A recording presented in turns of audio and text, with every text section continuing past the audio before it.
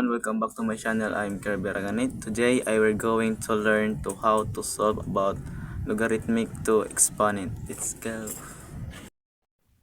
Okay guys, muna siya log to 8. Then kung makuha na to ning siyang ning 8 is magyapon 2 times 2 times 2 is equal to 8.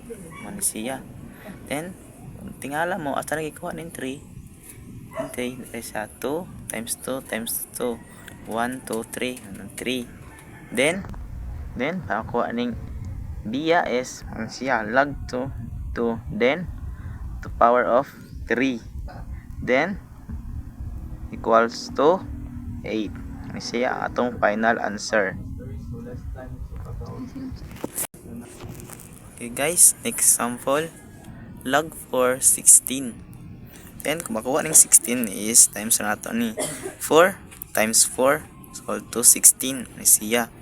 Then, kung makuha ng 2, dira siya 1, 2. Ay siya 2. Then, mariyam same process sa gyapon nato diri sa biya is 4 raised to the power of 2 then 16. Then, ay siya. Then, mana natong final answer. Okay guys, next example log 3 9. Then maura same process ra gyapon nato siya 3 times 3 equal to 9 siya 9. Then 9 para makuha nato ning 2 is dira siya 1 2 maning 2. Then di sa biya is same process ra gyapon nato 3 gyapon guys 3 raised to the power of 2 is siya 2 then equals to 9. Ay siya 9. O, para to guys. Guys, next example. Log 5, 125.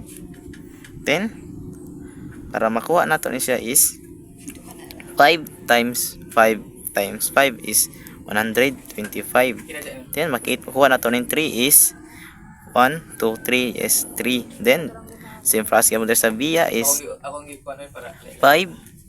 5 raised to the power of 3 equal to 125 mo na siya guys. Then mo na itong final answer.